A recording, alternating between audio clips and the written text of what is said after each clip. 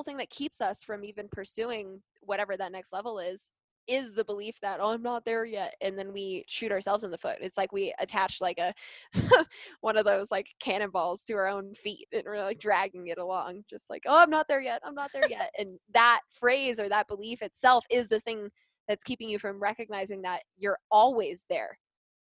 It's an evolution. You're always there.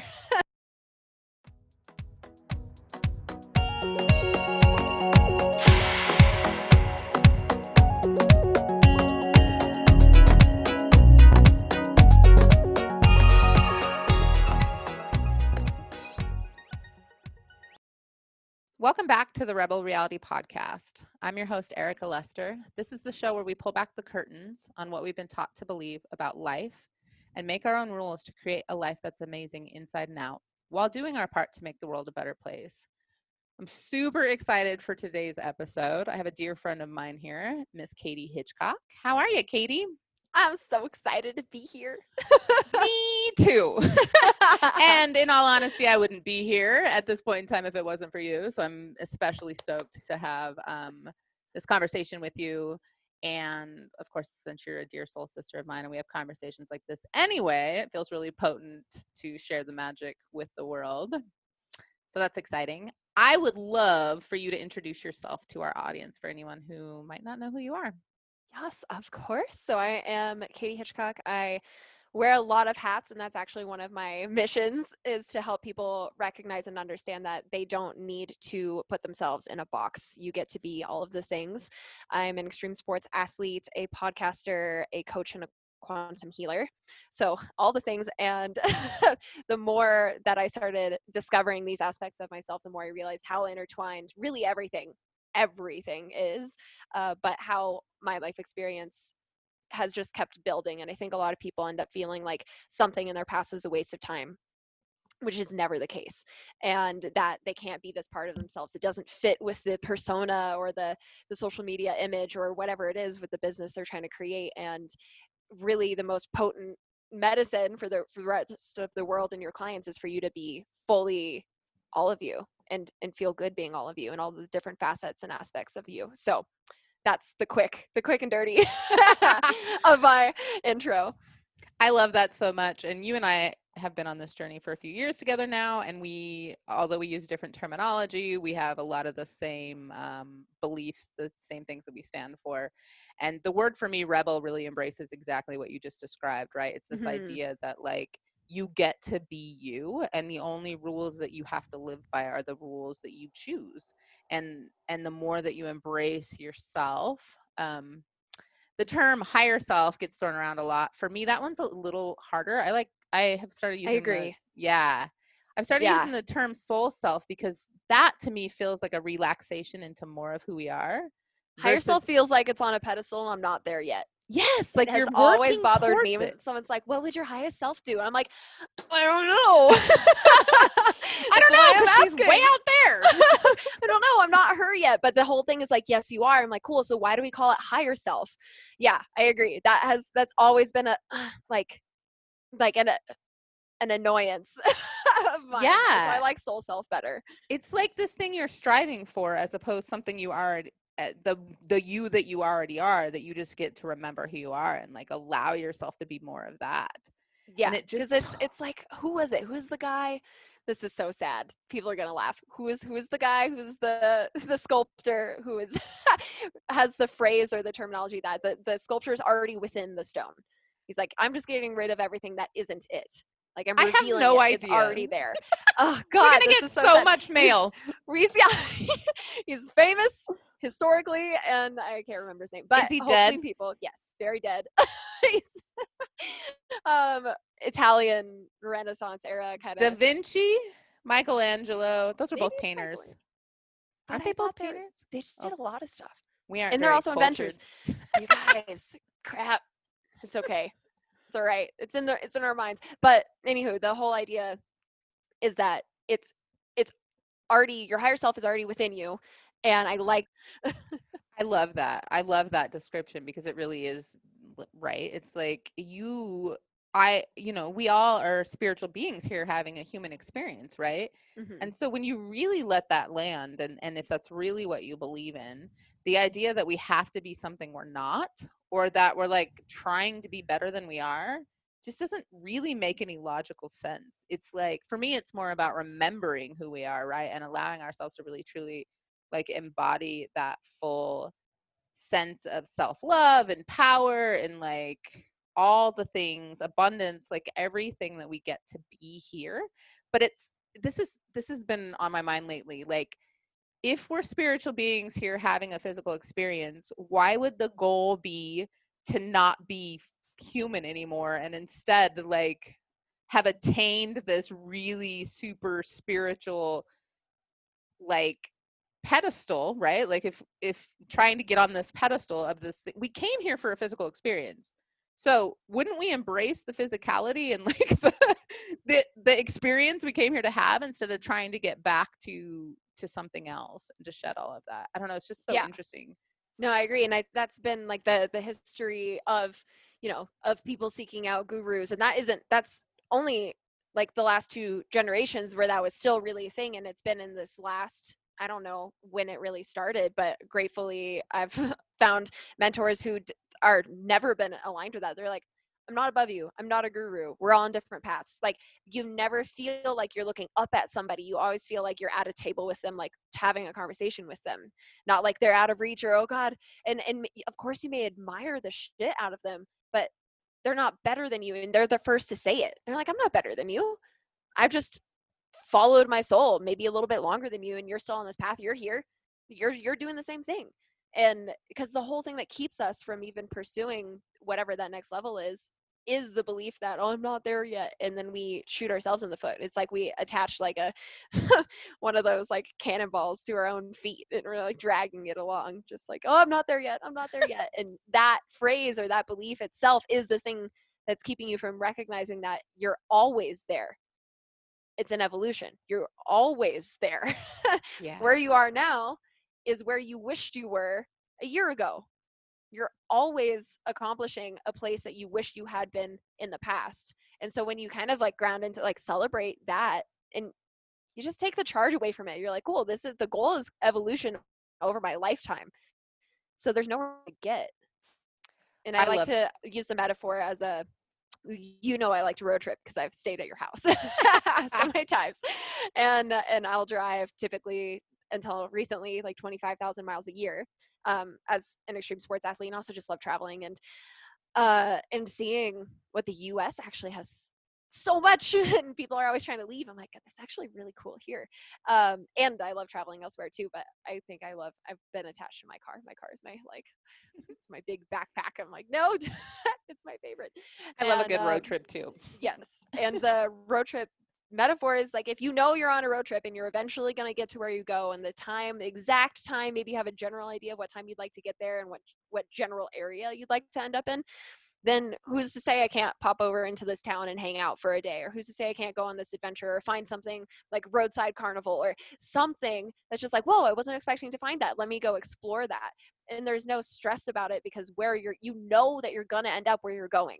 Like, you're going to get there. There isn't like, oh God, it's taken too many days on this road trip. Like, what do you mean? Of course I'm going to get there. I just took a detour. Like, and when you can adopt that feeling about your business and your life and your relationship, it takes the charge away of something needing to have already happened at this point. And of course, it's always a cycle, and I still find myself in that, and I have to catch myself and be like, where are you trying to be? Where are you trying to be, Katie? Where you're at right now is pretty awesome. It's good. Yeah. I love that. And I feel like it's a big part of our, like you were talking about, like trying to be something different is actually what holds us back from really Mhm. being and receiving and enjoying and like experiencing the things we think we want, or that we really do want. And I feel like it's also a big part of like what we've been taught, right? Like we are raised to believe that we're not good enough, that we're not smart enough, that we're not pretty enough, that we're not skinny enough, right? That we're not enough. So we're raised in a society where we are legitimately constantly judging ourselves and everyone around us and trying to figure out like, am I above or below them? Am I, are they above or below me? Like, where do I fall in the scale? And like And the part thing of that the you have is probably something else that somebody else really like pines after and is envious, yeah. but you don't see it as that because you're looking for something else all the time. And it's just like this constant, constant. I don't even have a Constant. word for it. It's just constant. Yeah, and it's I know for me in particular, and I know it's not just me, but this was a big theme of my life. Was like I would set a goal or want a thing or be striving for something, and I would get it, and I would never even stop long enough to be like, oh my gosh, this is awesome! Like I'm so grateful. Like no, it was on to the next thing. Like okay, well now I have that. Now what? Like it was never like not that I wasn't grateful for some things in my life, but like when I was really trying to create something or focused on like a goal or whatever, I never took the time to really, really enjoy it because as soon as I got it, I was like, well, now I have to go after something else because this is how life works and this is what I've been taught, right? Like I would have told you like I'm a go-getter and I get shit done and like all of these words that I used to describe myself, really all they were about was like proving that I could do the things I wanted to do and have the things I wanted to have, even if when I got them, it wasn't like I ever really even took the time to enjoy them, which is in hindsight is like total madness. Seriously. It's like, oh, I want the time. Oh no, but too much time. Time's passing. Could have made money. Like it goes, it goes, it goes. And Let's it's talk just about time. let's talk about time. I love talking about time. Time is it's so funny until, an awakening and being on this journey, how much I time was always the enemy. And I didn't think I talked about it or thought about it, but I did all the time. It was constant.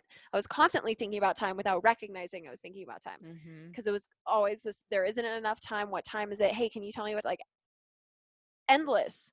And I remember even yesterday I was laying in the grass just like under the sun, and I have ended up visiting my family during quarantine because I was about to move, and then probably not a good idea to move in house hunt when everyone's quarantined. So I ended up visiting my parents for it, and I was just laying in the grass the other day, and my dad and I were going to go on a walk while I'm here, and he went up and got his shoes and did some stuff and came back down. He's like, "Cool, you ready?" I'm like, "How long were you gone?" Like I have no idea. He's like, "I don't know, maybe 10." And both of us were just like, "I have no idea how long that was," because I wasn't looking at my phone. I was just laying there and recognizing like, wow, it feels like an hour, but it also could have been 2 minutes. Like, did you just go get your shoes? Did you go fiddle with something? Did you respond to an email? And my mom had to chime in from the side and be like, "I think it was like 15 minutes." And both of us were like, "Oh, okay."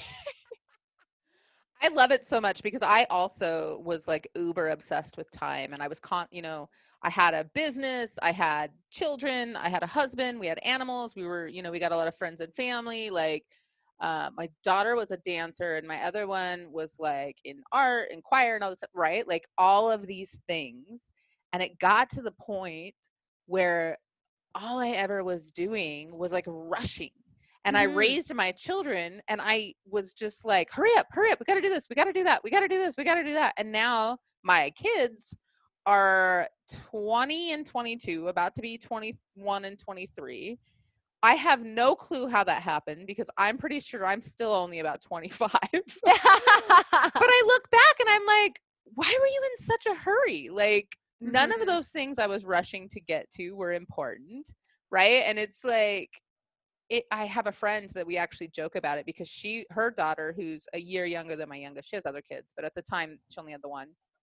And she would let her daughter, who's like my niece, like just get in her car seat and put her thing on by herself, and it used to frustrate the shit out of me because it would take 15 minutes to go anywhere. And my kids in the meantime would be all buckled up sitting there like, how come she gets to do that? Now I'm looking back going, first of all, time is, we know now, right? Like time is completely malleable and whatever. Everything works out the way it's supposed to. But it's just so interesting because we get so wrapped up in like the things we have to do and the time we have to be there, and we just rush through life thinking, and I'm totally generalizing, right? Like not everybody does this, but we totally rush through life like I have important shit to do, so I better hurry up. Yeah. Well, and I would also always be kind of last minute to places, like just barely getting there. and so it was still always about the time, because I was always checking, oh, maybe I could wait a few more minutes. Okay, now I got to get there. It was still always this last minute, like, adrenaline rush of it all happening right at the end, which of course, as I recognize the pattern transferring into like manifestations in my business, and be like, oh, cool. So it all just hits a wham at the end, as the same way I had always been with time, with accomplishing things like procrastination, get it all done the night before. And then what happens with manifestation is you're just in that energy the whole time, and either you don't believe it can happen unless you follow that pattern you've always had, or because you've been in the other energy for so long, the wham boom here it is manifestation thing doesn't happen, because you've been in the other energy, and that has momentum. And so then you get to bring in all of the physics talk, and it's just like, whoa, God, this is so incredible. And one of the ways I like to, the because I play outside so much, it's funny how much you can be surrounded by something and not see it and not notice how it acts. And in the human world, again, yeah, so rush, get things done, you're expected to respond to emails instantly. All of a sudden time goes by, you look back and you're like, oh, I wish I had enjoyed that time. I don't have a family yet. Well, I have a family, I don't have kids yet. um, but the thing I always hear is them being like, oh God, you're growing up so fast, like, no, go back, like, where did the time go? and and it's because we're rushing around getting somewhere, and we're not allowing ourselves to soak up that moment. And even when I was trying to soak up a moment, my mind would be spinning. Mm-hmm. Even if I was just out in nature trying to think of the next thing for business or what I should do, even if I was in nature or I was getting a massage, I could not relax getting a massage. If I let myself get a massage, my mind was still like trying to figure something out, like thinking about whatever it was I needed to do in 2 days, for whatever reason, is taking away my ability to enjoy the massage. And to bring it full circle to that nature metaphor that I've loved, has really helped me, is the amount of time the sun is getting, the days are getting longer, and the sun is getting more powerful, from, at least in the northern hemisphere, from December 20th, 21st. It's getting longer and brighter. But the hottest day of the year and the longest day of the year is until June, and the hottest day of the year isn't until August. Yeah. So there's an amount of, there's this consistent energy that needs to be held and built upon and built upon and built upon, until the results are fully there. And what people do is they're like, I'm sharing the energy, that I'm sharing, like, the attention, the energy, it's happening. Why hasn't the result happened yet? I'm like, because there's a lag time. And this is true in nature. Like, the easiest example is the sun, but it happens with everything. And so the same goes for, okay, the days actually start getting shorter starting June 21st, but it's still getting hotter. And so when we were talking about how there's up level storms, when we want to manifest something where we have a new goal and we've decided to change, like, okay, so just to make it easy, we'll go with the change is actually into winter. Winter's not a bad thing. I'm a skier, love winter. So neither of these are good or wrong, but we'll just go, the change I want is towards the colder weather. But that other energy of the sun getting brighter and longer has been building and building and building for much longer. So then you decide to switch. Okay, the days are getting shorter. Days are getting shorter. The days are getting shorter all throughout the summer. But the heat, the buildup that has been happening for so much longer needs to play out first. And that's when it gets to the hottest day in the summer, but the sun is shining for less time. But it's because that energy was being held longer and it needs to run its course.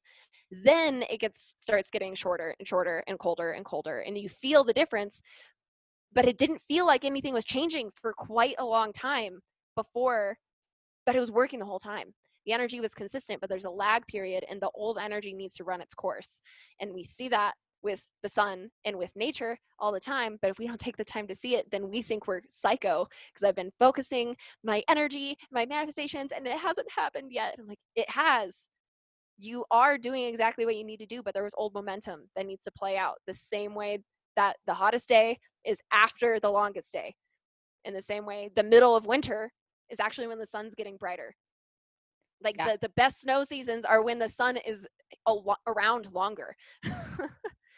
And that has helped me just ground into this. where am I trying to be? Nature operates this way. If we're of nature, that's natural law, then everything I'm doing is right. Yes. And there's so much to unpack there. First of all, There's so as much. someone who started skiing at 3 years old, although I don't really ski anymore because I have decided I don't like winter and there aren't enough perfect days for me to ski. But my favorite ski conditions were the brightest days, right? Like perfect powder, but epic sun too, right? And you can have both because that's how it works, right?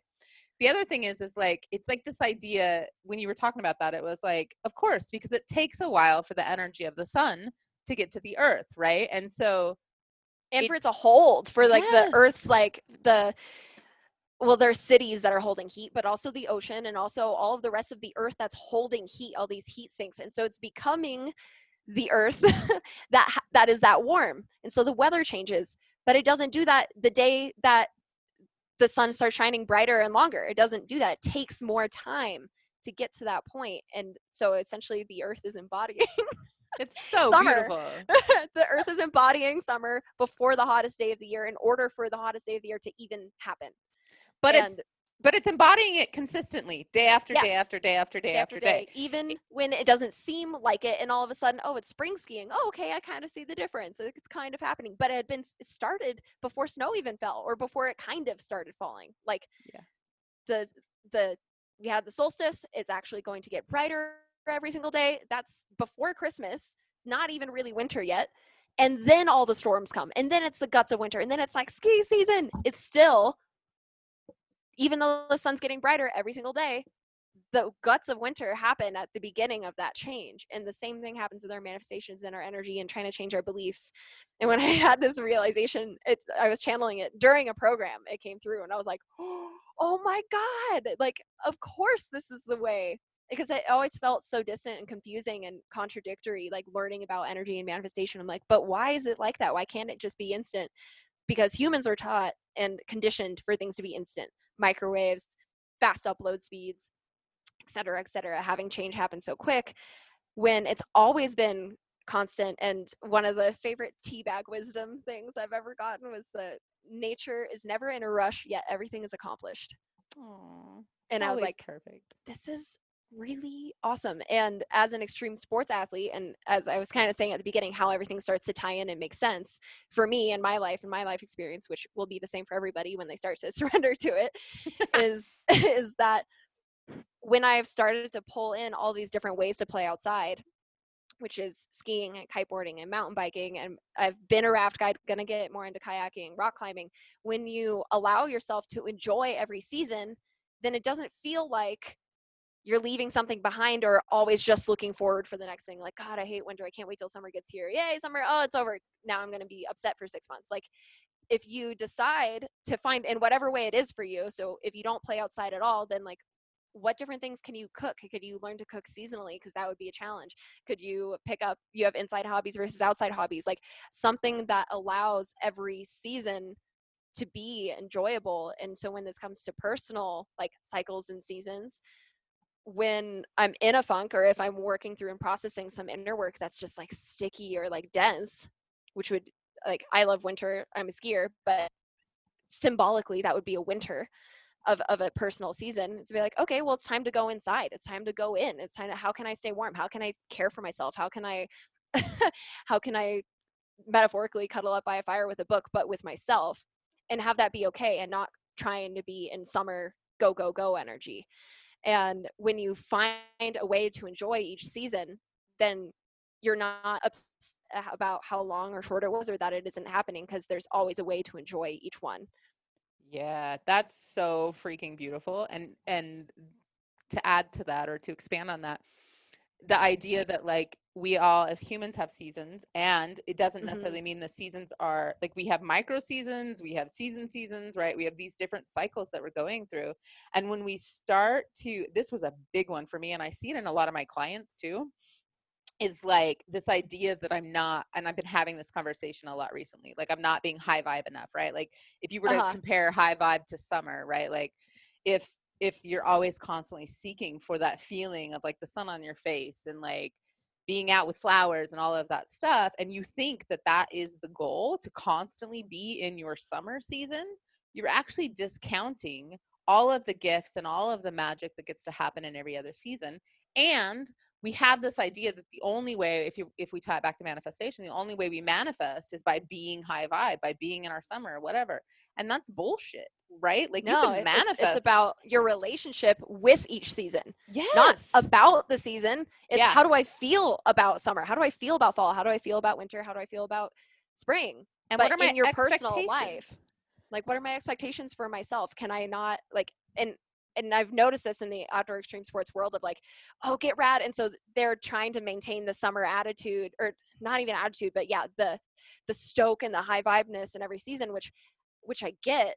But personally, say you injure yourself and you can't be outside, or say you lose your job or someone around you gets hurt and you do experience the winter, is what a beautiful one of my mentors that I've had over the years, Melanie and Lair, said it in this way, and it really sucks. She's like, there's a kind of sadness where it's a beautiful sadness. Like when you get to the end of whatever movie and it's just like this really like, oh, it's ending, but I'm so glad it happened.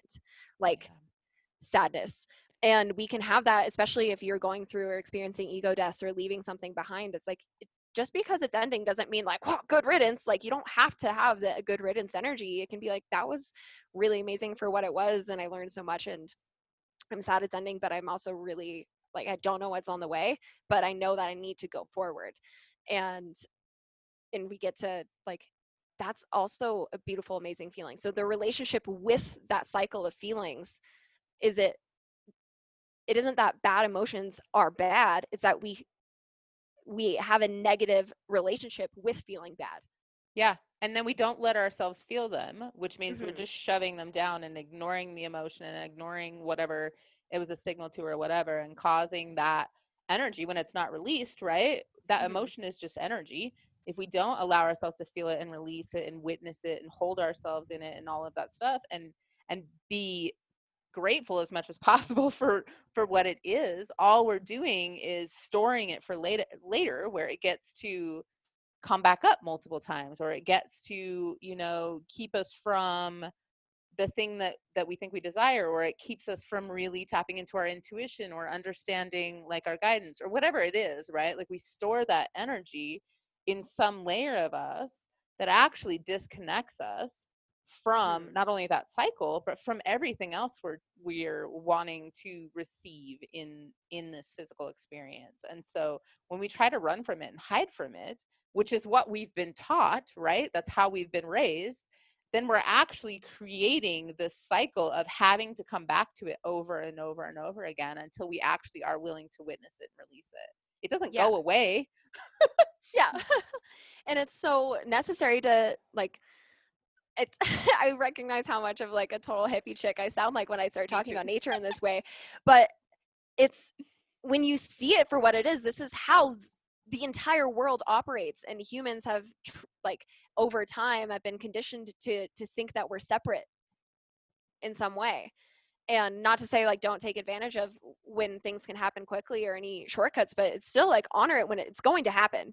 The reason people have dis-ease and mental disorders, and I don't want to say the only reason, but a big contributor to that is because they don't recognize, and they don't have a positive relationship with feeling all their whole spectrum of feelings. Yeah. And one of the easiest examples to pull in is feminine cycles. So our relationship with our body, with our moon cycle, with having a period, and how from the beginning it's like mortifying to talk about. Like parents are like, oh God, like it's like, oh God, okay, we have a girl, we have to talk about this, like when is it gonna happen? Okay, sorry, now you're gonna have, it's just gonna be painful until you go through menopause. And that is, we're set up from the start from society to make it weird, to make it awkward, to make it embarrassing, ashamed of our own bodies.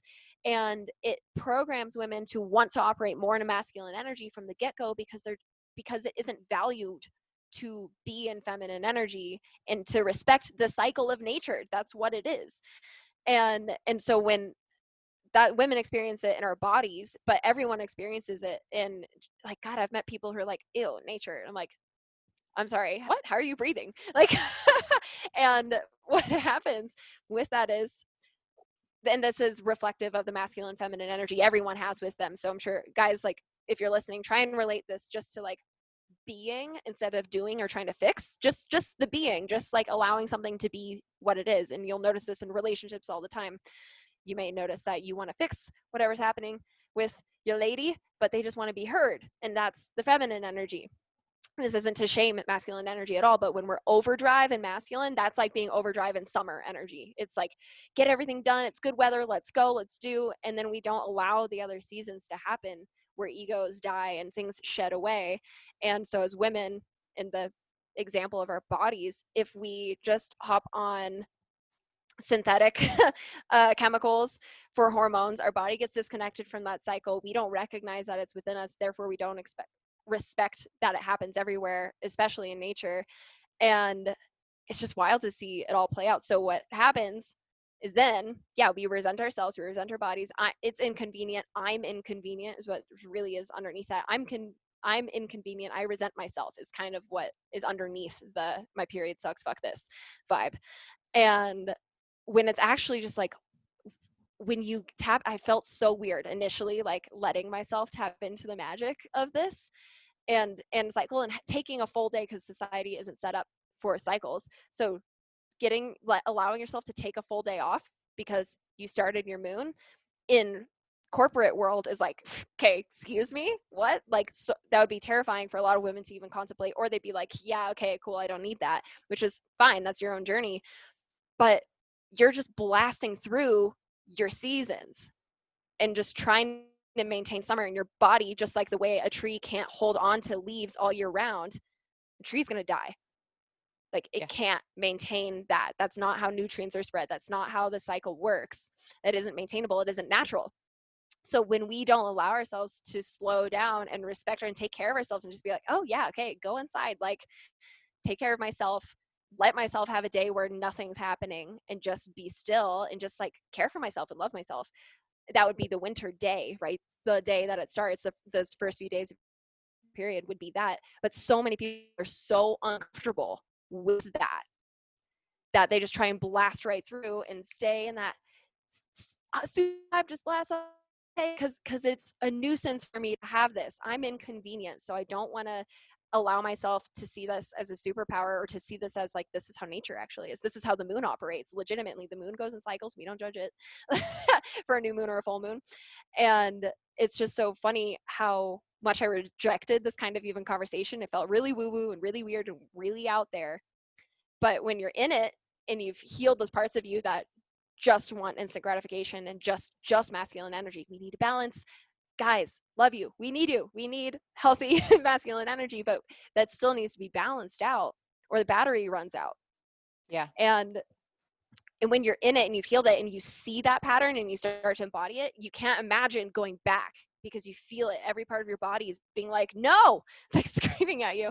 And the thing is that body might have been screaming at you from the get-go, the same way the earth has been screaming at us, like, hello, you can't just pollute fucking everything.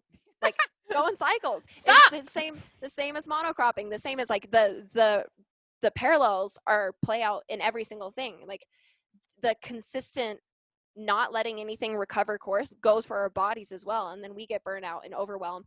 And then there's no way in hell that we could ever manifest what we want, because we haven't let ourselves recover or shed anything that doesn't need to be there. We're just trying to lump it in a backpack and take it up the mountain with us instead of dropping the weight off. Yeah. And I really want to expand on this for people who either don't have, I don't know how to put it, don't have a cycle. I mean, we all have cycles, right? Mm-hmm. Don't have the physical manifestation of a cycle, right? Like for me, I had a procedure done quite a few years ago, obviously a lot more disconnected then, so that I don't bleed. Now, it doesn't mean I don't have a moon cycle, but it does mean I don't have the physical representation of it to be like, oh, that's what's happening. And when this conversation would come up, I felt like there was something wrong with me.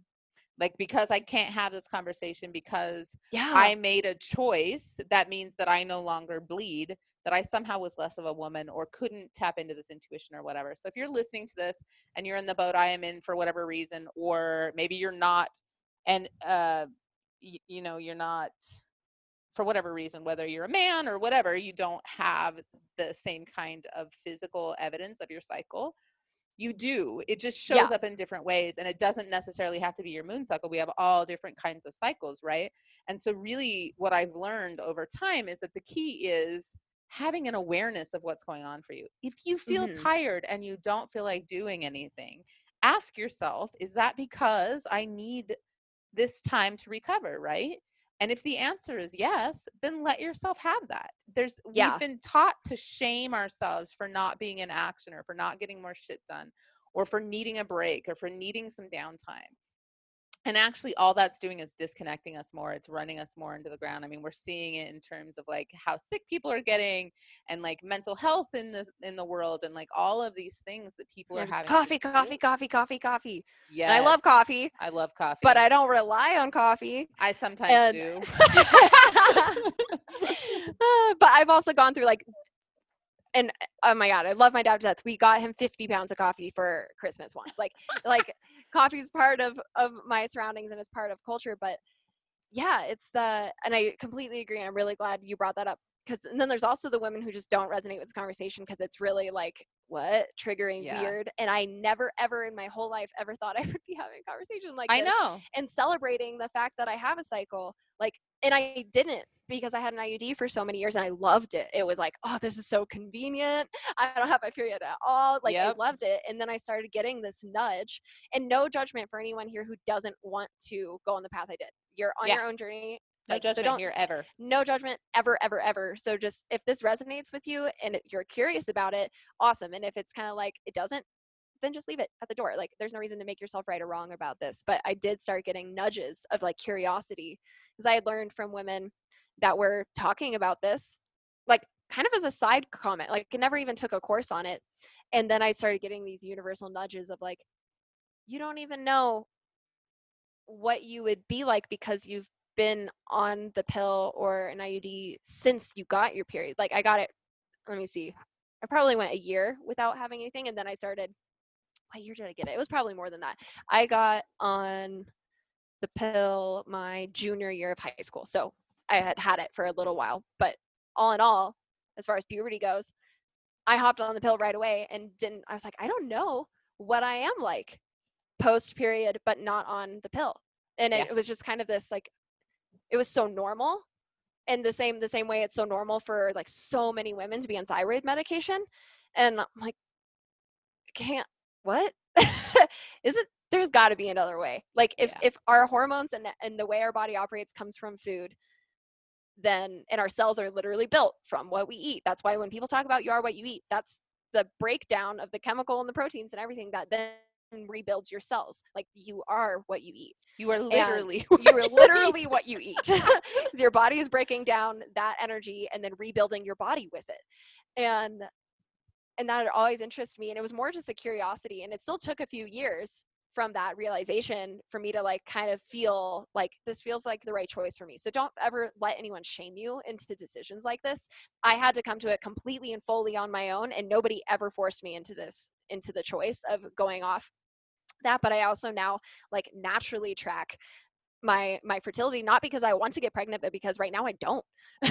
Yeah. But your hormones rule your life. And so if you're just trying to shut off your hormones because they're inconvenient, then other things are happening in your body. And I'm not an expert on this, and I would be happy to, if anyone finds me and wants more resources on this, I can absolutely direct people. But let this be like this was not what I was expecting we would talk about. Me Let neither. this just, it's so good. So just let it be something that curiously like guides you into like, oh, what if I have, and it kind of comes back to the rebel thing, like what if I have way more power over my body than I've let myself, because I've been maybe convinced that I have this power by taking these pills or eating this way. But what if you have way more than you think? And what if it's way safer? I think we've been convinced it's not safe. It's not safe for me to have this much choice or this power. So let me just listen to my doctor and give all of my power away, instead of doing interesting research on like, oh, this is the thing. No one, even in like my school did have a sex ed class, but we did not, nobody talked that naturally tracking.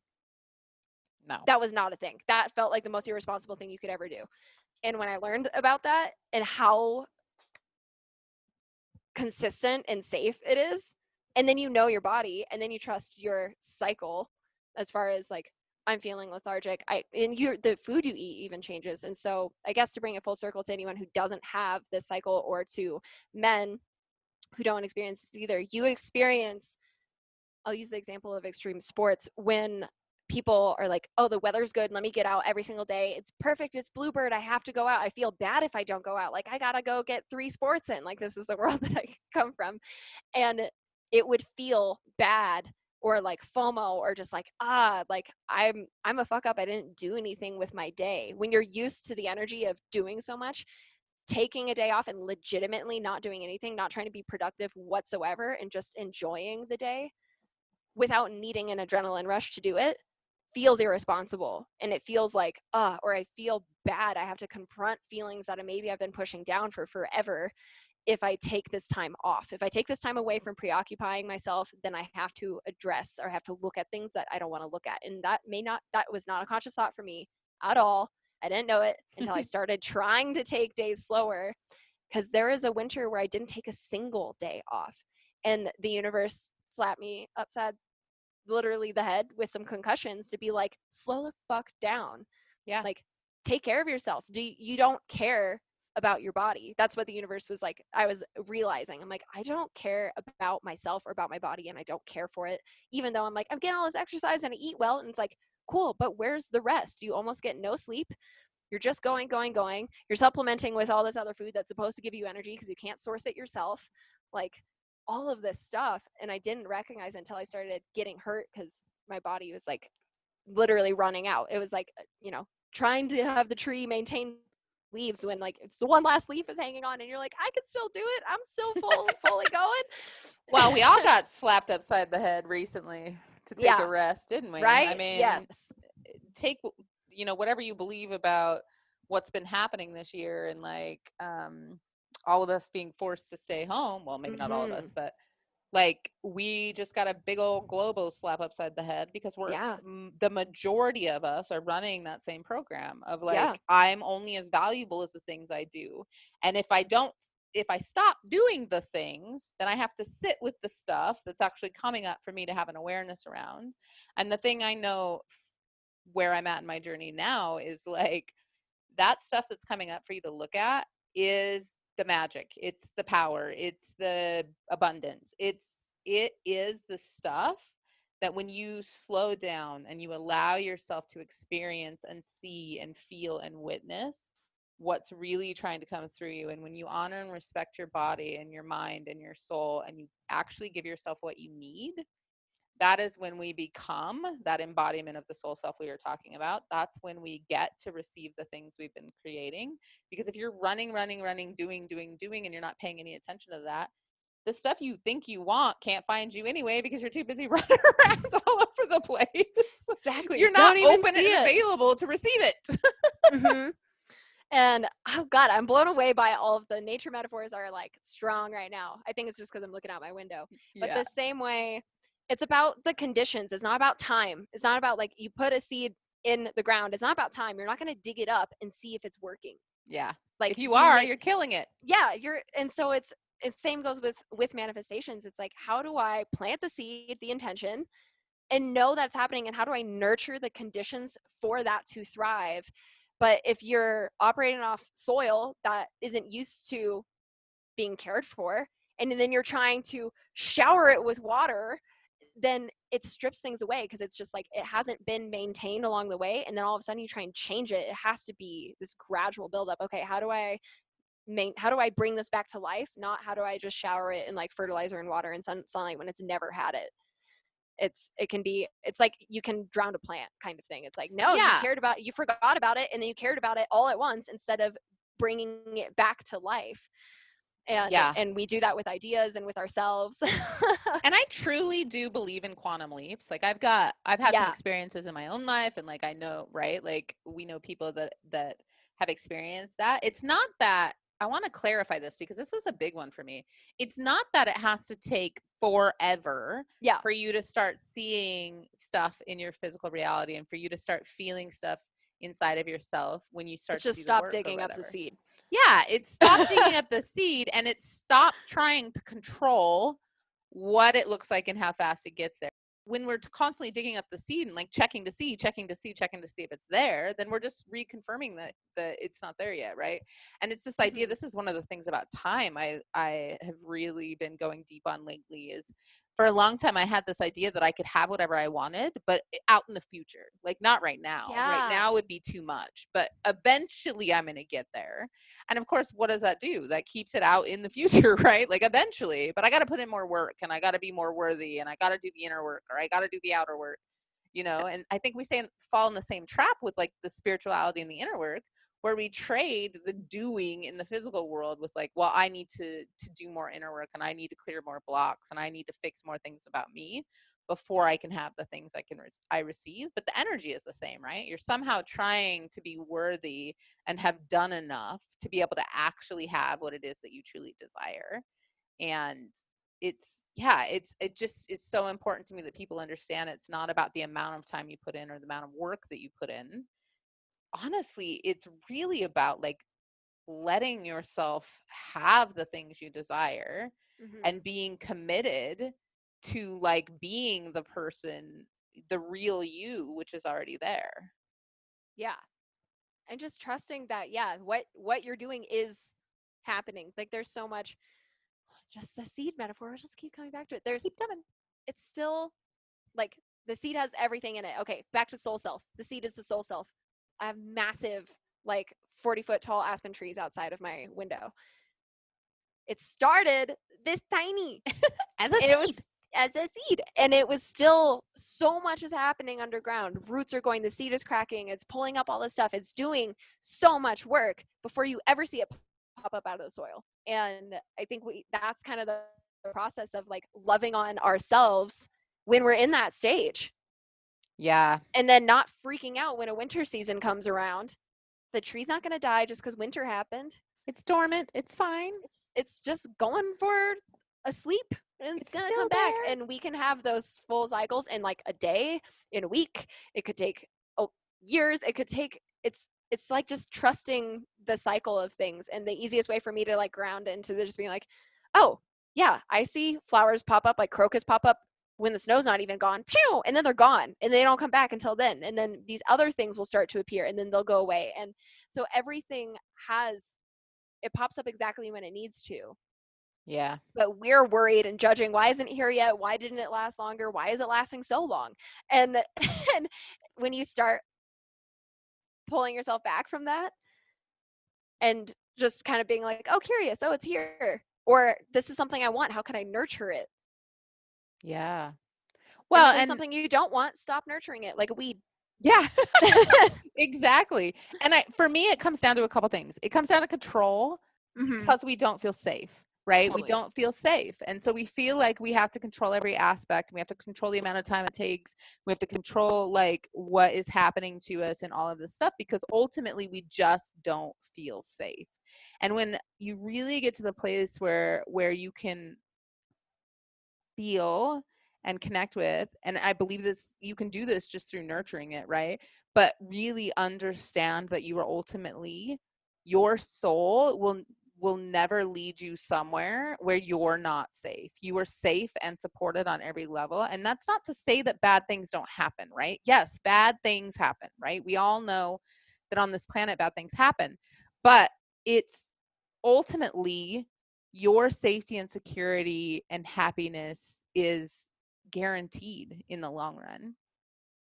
And the more you can sink into understanding that, you start to tap into your intuition, which I believe really does keep you safe, right? Like, Mm-hmm. we've all been in a situation, I'm sure, where you like got the heebie-jeebies, or like you were like, oh, I shouldn't be here, or whatever. Like when you listen to that, you actually physically stay safer. Yeah. But And I'm sure you've experienced that as a mom. You're just like, something's wrong. I need to go check. yes, Like, and that's all intuition. All of it's yeah. intuition. And as women, right, like there's a heightened sense of like, I believe, fear. And I know it's not just women, right? Like but that's what I associate with in this lifetime. Mm-hmm. So that's my like perspective, right? Like as a woman and as a mother of two daughters, right? Like there's a heightened sense of paying attention when you're in a dark alley, or like Mm-hmm. like noticing what's around us when we're out in public or whatever. And I feel like, ooh, this is so important. Like, intuition is different than fear, right? Listening Mm-hmm. to your intuition is different than the fear that's been cultivated in us. And so I have been in situations where I like felt unsafe because of the fear that was conditioned in me growing up, right? And I'm not saying that that fear isn't warranted in some instances. What I'm saying is, when I was taught to be afraid to walk down dark alleys, that means if I'm in a dark alley and I'm not in touch with my intuition, then I'm always going to be afraid, right? So I think it's really important that when we start to really connect with our intuition and really recognize like what's fear and what I'm actually being guided to, that is the difference that actually will keep us safe physically. And I don't pretend to know enough to know, like, I also kind of believe that sometimes we choose the experiences that we have here in this human experience for our soul's evolution. And so sometimes that may mean that things happen to us that were going to happen regardless, right? But ultimately, this is a really long-winded way to say what I'm trying to say. But ultimately, what I'm saying is your soul's expansion and your soul's growth and your soul will never lead you astray. So you are fully safe and supported, and there is no rush, right? You don't have to hurry up and get it done. There's not this sense of like, I'm missing out because I'm not good enough, smart enough, fast enough, woke enough, whatever. Like, it's all perfect timing. And the more that we tap into our own guidance system and our own direction and our own soul, the easier that gets to be and the safer we feel, which takes the pressure off, I believe. Mm-hmm. Yeah. Yeah. There isn't a rush, but it's also catching yourself and being like, am I just putting it off because there isn't a rush? Mm-hmm. And that's where it's always the polarity, right? So it's like, there isn't a rush, but am I doing anything Am I about self-sabotaging because there's no it? rush? Right? It's the There's no rush. awareness. Yeah. And so the medicine is almost always in the thing you don't let yourself experience. Yep. Agreed. So I thoroughly believe that everyone should understand how they are in a relationship and single. We've only been in relationships since like you were 14 and you've never had time by yourself, then your medicine's going to be by being by yourself. And Yep. if you've been afraid of a relationship or like have whatever beliefs about something, or you let yourself tiptoe in a relationship but pull away, then your medicine's actually going to be in committing to a relationship to figure out like more about yourself, because it's a mirror. And there are things you learn about yourself with other people, and there are things you learn about yourself by yourself, and those things have to be learned in those containers Yeah. only. Absolutely. Absolutely. And it all comes back to the awareness. Like, what is it I'm resisting? What is it I'm avoiding? What is it I'm not allowing myself to receive? Right? Yeah, Like, one of my and big being really stories. radically honest with that. Yeah, one of my big stories was like, I only learn through pain, right? So I don't learn and grow and be a better person unless there's something in my life that's causing pain. Well, it doesn't have to be that way. Yeah, there are things I got to learn through pain because that's what I got to learn through, but there are also things I learned through pain because I chose that I only learn through pain. So for me right now, and recently, like, my real journey has been like, well, now I learn through pleasure. So what am I going to allow myself to experience that's pleasurable so that I can learn and grow into the next evolution of, my soul self, and allowing myself to really embody the fullness of who I am through pleasure, right? The Yeah, medicine gets to be what the medicine is. yeah, and I'm shocked at how much. Well, I'm not shocked because I know my Dirt Gods program is coming up, so I'm not surprised that this is what's coming through me. But the pleasure in coming back to safety is that we want to be safe, and all comes back from a fear of not being safe. Is that fear protects us, and really surrendering into just being and experiencing pleasure, our bodies have a wired response to not let us do because it doesn't feel safe. And media and all of this is like, you're not, especially as a woman, you're not safe. And to bring it even back to the conversation earlier about cycles and resenting ourselves and like, oh, my body, this and that. So then it's just not safe to be in your body. And Yeah. that's why so many people get stuck in their heads and they're all mindy and they can't feel things, and then maybe they numb themselves out because it's a safety response. And we don't feel safe as a culture to slow down because I'm missing out, I'm going to run out of money, I'm going to miss out on that thing, FOMO, I'm not getting ahead, I'm not productive. if I slow down, I'm lazy, or I'm a woman on her period, and da da da, and women shouldn't be here in the first place. Like all of those stories that are embedded and ingrained in extreme sports, and I'm sure corporate world, but I haven't been in the corporate world, but I see Definitely it and hear yes. it. And so and this isn't to shame any men who are listening, like we really need you. And in fact, I know a lot of women emasculate you is because they feel unsafe in their feminine, they don't feel valued, their feminine aspect doesn't feel valued, also because they don't value it themselves. Yep. And that is like a huge pill to swallow, and it is only going to happen when you want to see it. And so whoever's listening to this, you probably had some part of you that was guiding you to listen to this conversation. Love you. Hopefully it's inspiring and not triggering, but triggers are, lean into your triggers. Triggers are medicine too. Yeah, because if we don't feel safe to just be as we are, then we're constantly going to run away. Yeah. And that's the cycle. That's the whole cycle is, do I feel safe as I am, even in a winter, even when there aren't leaves on the trees? Do I still feel that I'm worthy, valid, should be here, have a place here, even when I'm not being useful, quote unquote? Yeah. Are trees being useful in the winter? I actually don't know, but they're useful when they come back around. And so there's no point in chopping them down because they're not being used in the winter. They're still valuable. They're still needed in ecosystem. They're still holding the soil together. There's so much happening. And as women, I think, yeah, we've just been, in order to go for more equal rights and to be seen and held and have, go against that wage pay gap and all of these things that, and in extreme sports of like, I deserve to be here even if I don't have the same like strength or agility or whatever it is, that constant proving feeling Yeah. that we've been talking about this whole time. Full circle is like, yeah, if we don't feel safe, that'll be the complaint, like I need more vacation time, I need more this, I need more me time, and then we don't let ourselves have it because it doesn't feel safe. And Yeah. in the end, you follow the chain of events all the way back, it is really rooted in, I don't feel safe in my body, I don't feel safe as a woman. And Yeah. that's been really conditioned, and it's been out of protection, but it doesn't help us relax. And so then you can get into the whole health spinoff of like, okay, our immune systems are shot because we're constantly stressed. Then we get more sick. Then there's anxiety. Then there's, okay, I need this thing to help me keep going throughout the day. And then it kind of spirals back up. But it's all with our body. And do I let myself go through whatever cycle's happening emotionally or physically without judging it? Or do I just It's live in my mind and like take my body for granted? it's so interesting because like I it's been such a journey for me of like being okay with hearing from my body and like being Mm-hmm. okay with like feeling the emotions. And it's it's so interesting that, and I have my own beliefs, and I we probably won't get too deep into this, but um that like, and obviously my experience and your experience are as women, right? And like I raised women, and so that's my perspective. And so I'm really curious, like especially if there are guys listening or anyone who has a different perspective, I would love, reach out and find us, and I would love to continue this conversation because I wonder, I feel like our society is built that way. And yes, it looks different for different people and with different experiences, right?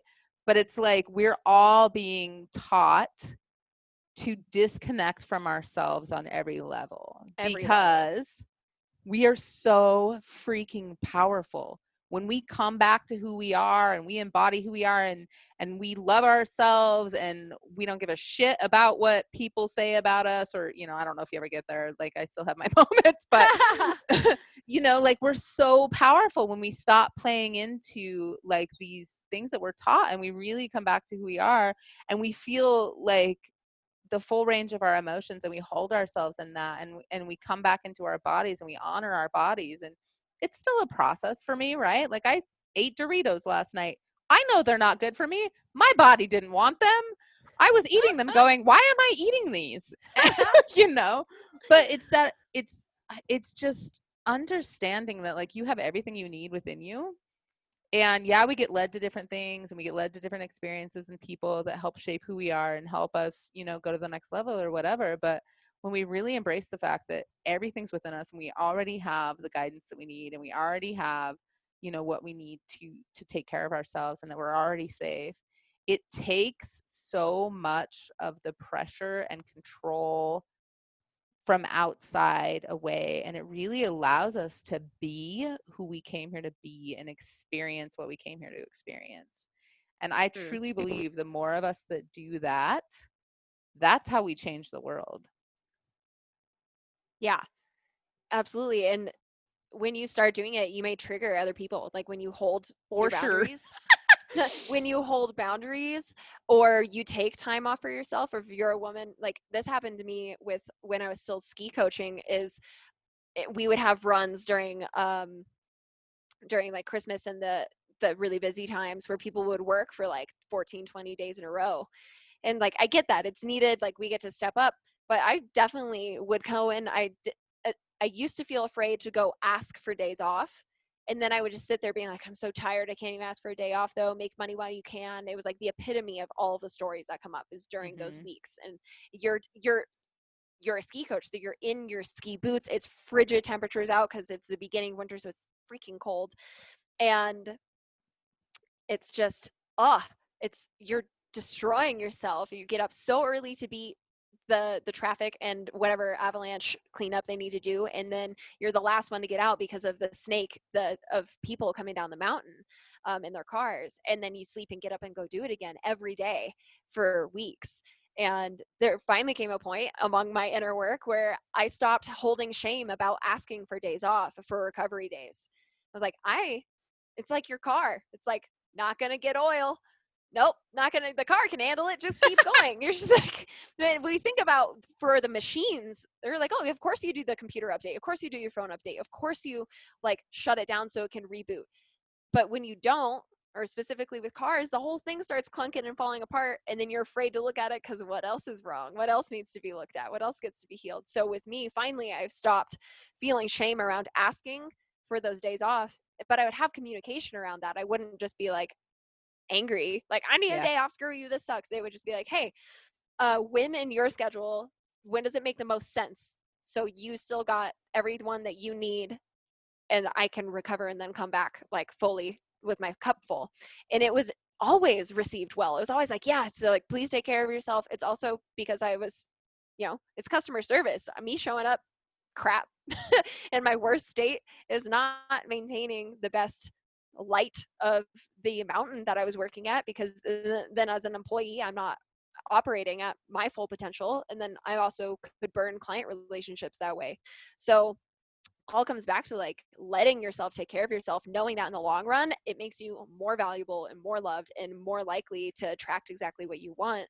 And I never was met by my boss with that. They're all for it. It's also because of the way I asked is important. Yes. that's Delivery is that's important. the delivery of how I asked in respect of their time and their job, and not just being resentful of the fact that I'm being worked to the bone and blah, blah, blah, blah, and they screwed up my schedule. Like, no, it's like, damn, they've got a lot on their plate. How can I best serve them and me right now?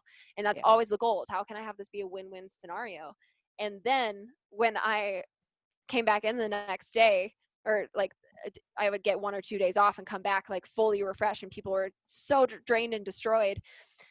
And I was like, yeah, no, I took it. They're like, you got a day off? Like they were furious with me that I got a day off. I'm like, yeah, Because I I asked asked. for it.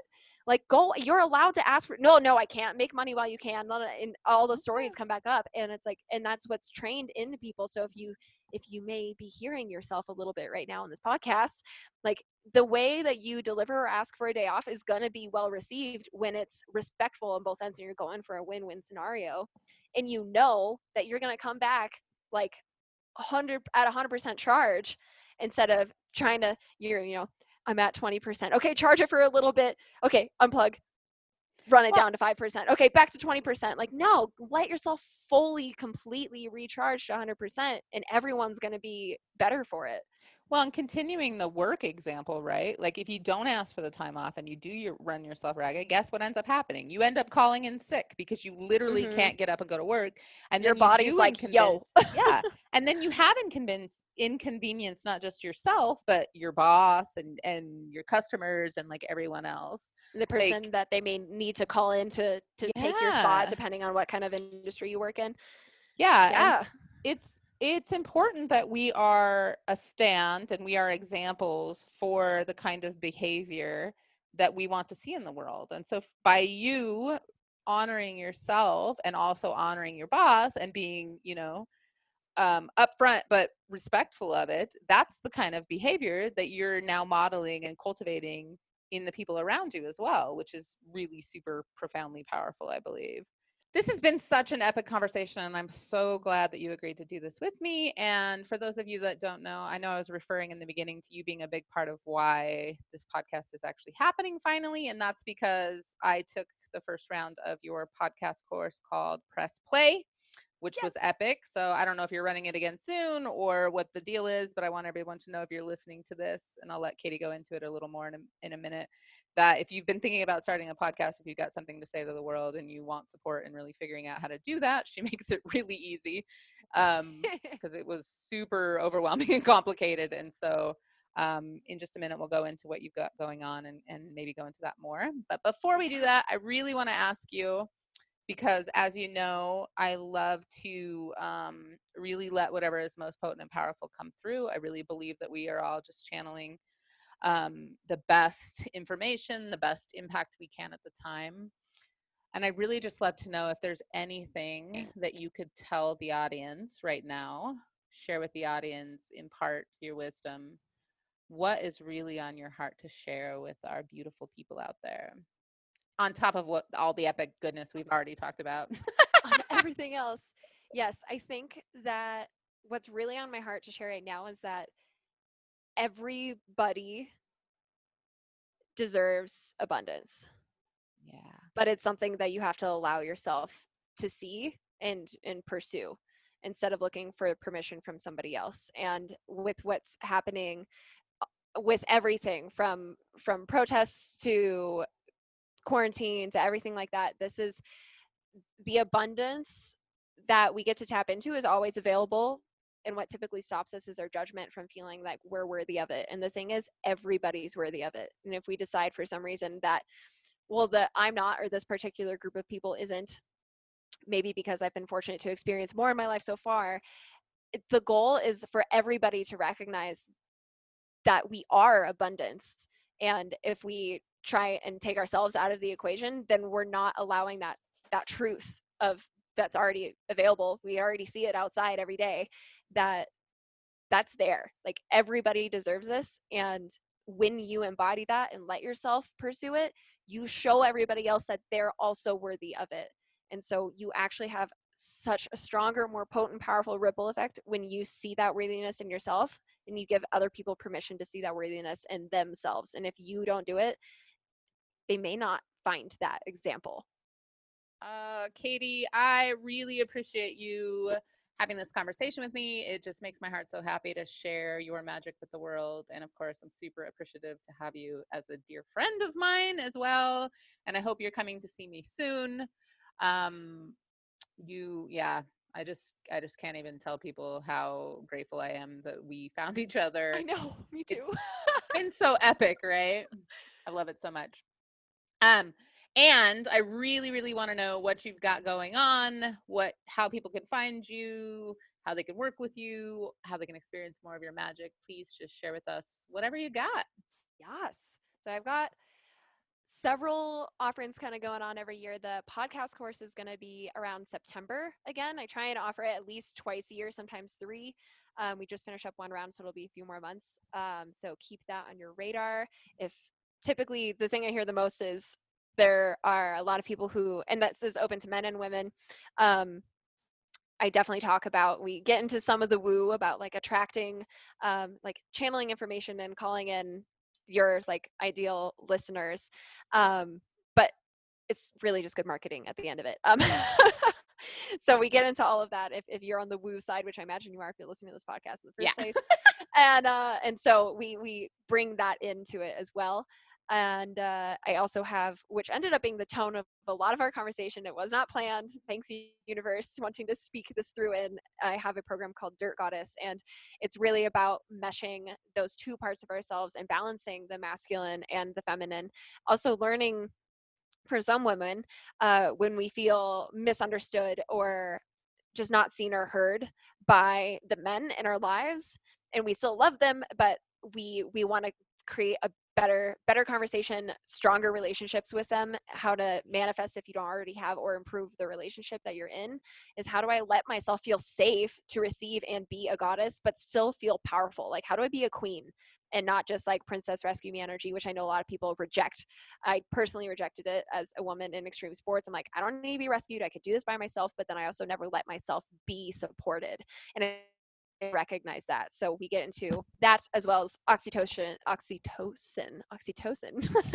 That word. oxytocin, how to be more magnetic in your manifestations. And it's definitely, that's just for women, obviously, dear goddess. So we get into all of that, and kind of starting to get some more, become more literate in the language of masculine and feminine energy within ourselves and with other people, which also improves business and relationships in that as well, and that energy, feminine selling, etc. So it's kind of this mashup of understanding masculine and feminine energy dynamics. And I also have a mastermind going for people that want to blend quantum healing and quantum flow with their business to rapidly clear out any blocks, but also have one-on-one support on what are the next steps in my business, and how do I be myself, and how does this way easier than I'm making it out to be. Easy. It gets to be It easy. gets to be That's like my easy. mantra. Yeah, it's like you don't need all of the crazy click funnels. You don't need to hire somebody else to write your copy. You don't need all these things that you think you need. It's so much more simple, but a lot of it is trusting yourself and kind of deprogramming a lot of the assumptions around business, especially around selling, and also the belief that you have enough right now to create really powerful offers and start changing people's lives. But you don't need to burn yourself out in the process. So it's really coming to this balance of like, how do I be all in, not on business and the burnout that people assume, but in a balanced life, Yeah. I and love that. really bringing that forward. So that's a mastermind. That's a way more intimate container, and it is 3 months long, and the women in it right now are fantastic, and there's still some spots available. So if anyone's feeling extra called to that, then hell yeah. Hell yeah. Oh, thank you so much. Like, I know I said that already, but yeah, this was obviously what neither one of us expected would be what we were talking about, but as usual, it's perfect. Um, and thanks for sticking with me. What you guys don't know is my internet cut out about 45 times while we were recording this episode. So it will be a challenge to the editing skills if this episode drops. So if you're out there listening to this and you can hear me saying this, just know that we were really committed to getting this message to you. Happens. So good. Happens. But yay, thank you for having me on here, and I'm so excited to see this come to light. And I know that the sound quality, That too. despite all that's going to be amazing because you followed my podcast program. That's you taught me how to do it, and so it's going to be perfect. Of course. It's going to be perfect. But yes, I'm so grateful to be here. I'm so excited to see the ripple effect that's going to happen from this podcast. I know there are a lot of people out there who are like, I don't want to, and that's part of the reason I think you and I are such good friends, is like the extreme sports world is like, I don't want to follow your rules. Don't tell me what I can and cannot do. Don't tell me that physics. I want to defy you. Like, I do what I want. Another one of my taglines. Yeah. Another one of my taglines. And the same goes in business. And so if you're listening to this, you're obviously drawn into like, I don't want to do things the way that everyone else says I have to do them, and you don't. And hopefully you got a lot of examples as to why that's like the case. Absolutely. And it's a big mission in my life to support more people in understanding that they are exactly who they're meant to be. And there's nothing wrong with you if you don't fit into the rules that people are telling you got to live by. Nothing at all. As a matter of fact, you're freaking magic. So if you're listening to this, just know that I love each one of you, and I'm so grateful that you're here. And I know that you are spreading love and light and magic in the world, and I'm really appreciative to each and every one of you for doing exactly that and for being part of this journey with us. And every time you embrace who you are and your inner rebel and let people see that, you're really setting the standard for all of us to be able to do that as well. And if this episode really resonated with you, of course, go find Katie, go follow her. But also, if you would rate, review, subscribe, I would really appreciate it. And I love having you here.